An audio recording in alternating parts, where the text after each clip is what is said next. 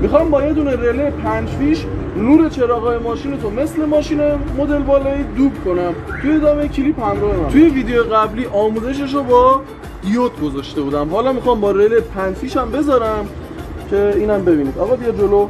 ببین یه رله 5 فیش تهیه میکنیم، یکیش که برقه، یکیش هم که منفیه که ما اینجا وصلش کردیم منفی. میمونه دو تا پایه مصرف کنندمون میخوره به نور پایین به این صورت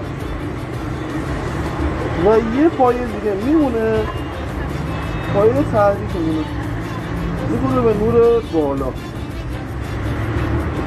خب حالا ما یه فیلش را میزنیم.